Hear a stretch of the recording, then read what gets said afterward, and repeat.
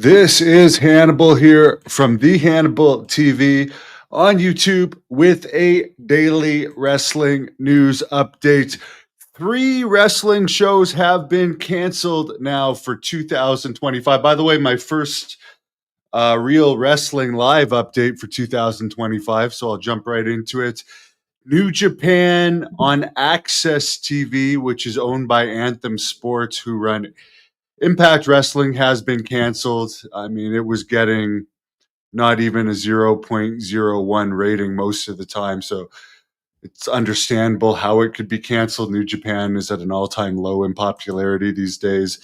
NXT Level Up has been canceled.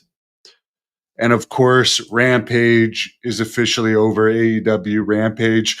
Tony Khan hasn't addressed if he's going to have a mass release or anything. Likely he won't, but they already have like way more talent than they could use. Even when it was 3 shows, reportedly they have about 180 talent under contract. Now it's 2 shows, and they already have an issue with talent getting exposed. I mean, some of these wrestlers only wrestled 7 times or less last year, and they're getting paid like yearly salaries. Great for them. I can honestly say I'm jealous for these people who aren't even known in wrestling to get these huge contracts. By the way, I do have Netflix. WWE starts Raw and Netflix next week and all their pay-per-views and stuff. They have started adding more wrestling content. It's mostly classic Raw shows, classic Raw moments, and bios. I was excited because I noticed they had a Hulk Hogan biography, but it was only like a 5-minute thing grazing over his career. It's mostly stuff on the newer wrestlers that are going to be featured on Netflix. Edge has changed his name to Cope now in AEW. I guess Adam Copeland, for whatever reason, wasn't working. So now he's going to be known as Cope. And as I reported in a YouTube short yesterday, AEW is now going to be using I'm So Excited as the Dynamite theme song. So I noticed, I mean, it's pretty funny that like that song is like 43 years old. It's a pop song from 1982.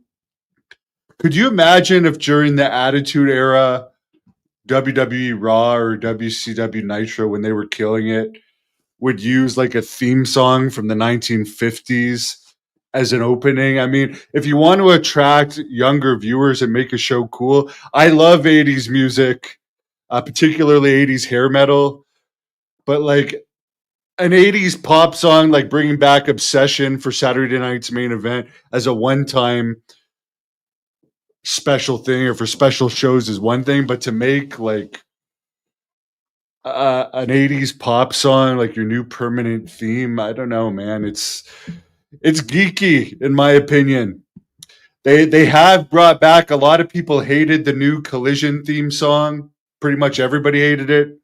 So now they've brought back Elton John's Saturday Nights All Right for Fighting, which I guess these songs cost a lot. The real problem is the shows suck.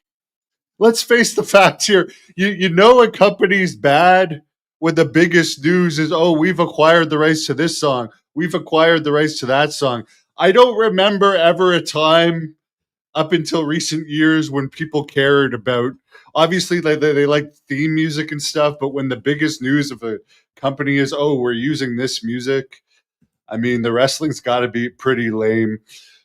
Sweet Daddy Siki, who was an older wrestling star, 91 years old, passed away in recent days. Some people were giving me heat because I said he was an asshole when I met him. What do you want me to do? Lie about it and say he was nice? I will tell you this. The same day I met him, I met Rocky Johnson, who had every reason to be arrogant to me and tell me no to an interview. But he was gracious enough to not only do an interview, but I ended up becoming friends with Rocky Johnson the same day I met Sweet Daddy Siki, who was acting like he was The Rock, acting like he was some big superstar still in 2014, and he was too good to talk to me, who I am an actual wrestler, by the way. There should be like some camaraderie or at least politeness if you don't want to talk to someone. I mean, I talked to George Chuvalo that same day, a true legend in boxing, and he was nothing but nice to me. So no, if you're an asshole to me, I don't care if you're dead or alive. I'm gonna call you out on it.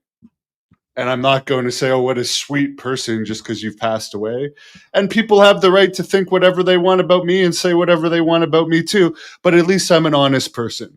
So please subscribe. I got upcoming interviews, a live one with Lance Von Erich coming up. Got one with Scotty Riggs from the American Males, and tons of UFO interviews coming up. But I'm going to be getting more and more wrestling ones as well.